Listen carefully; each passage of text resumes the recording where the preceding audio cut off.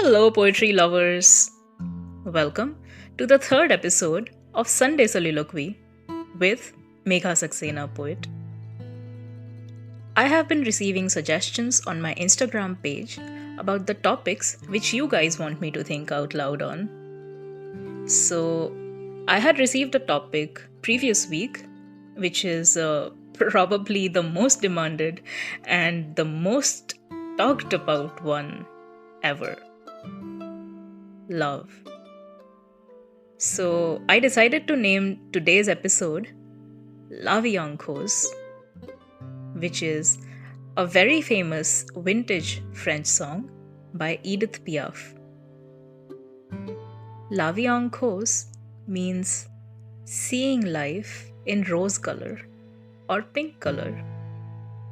And isn't it exactly what happens at the touch of love? Everything around you seems so magical. You move around with a little happy hop in your steps, and you find yourself smiling like an idiot in the middle of a busy day. But love isn't always about rainbows and butterflies, right?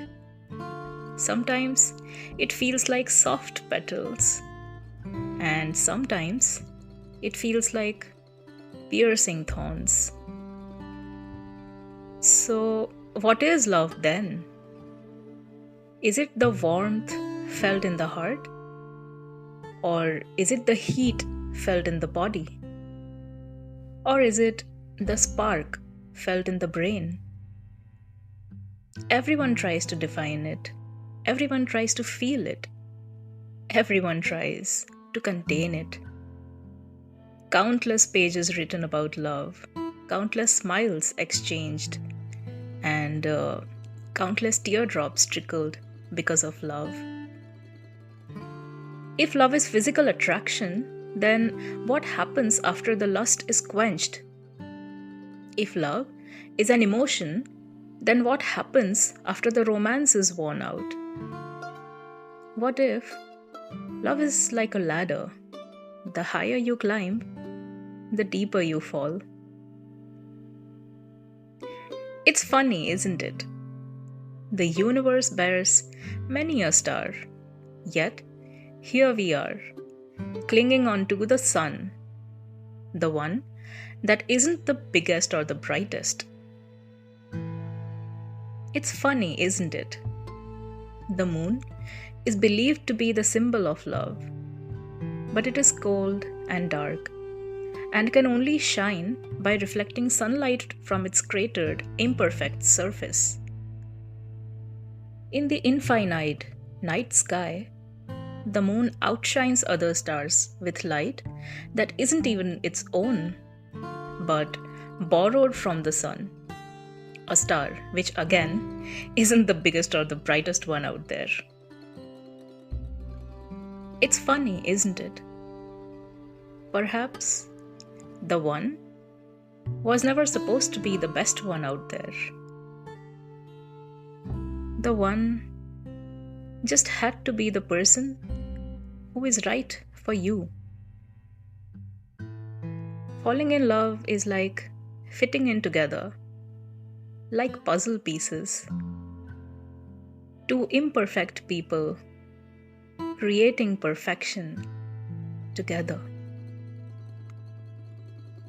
Love is about being unfiltered.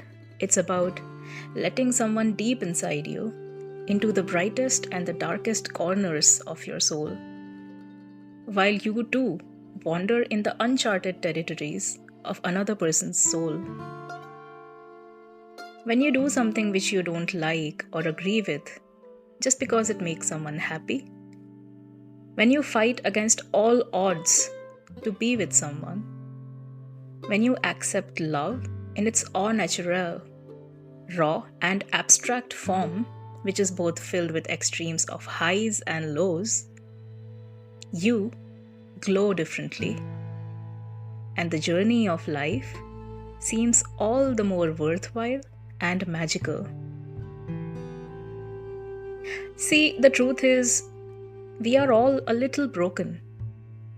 Our garment of pride has been worn by thorns of vanity in various places. The vessel of our soul has developed cracks from the unpredictable seasons of emotion, and we all have had our trust fractured along the bumpy ride of life. But what holds us together is the glue of love that flows through our being. That's why love is supposed to be a two-way street. If you wish to be loved, then you need to give love too. You will need to be vulnerable and accept the vulnerability of another person. And in this era of having abundant options to yourself in the next swipe, you will have to pick one person if you wish to be the one for another person. It's not about creating a checklist of what you desire and then judging people on how they fall short from your expectations. Sorry, Seema auntie, I really don't agree with you. You don't shortlist or zero in on love. You build it. You work towards it.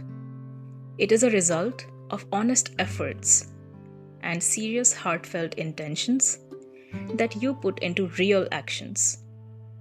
It is also about acceptance, complete, unblemished acceptance.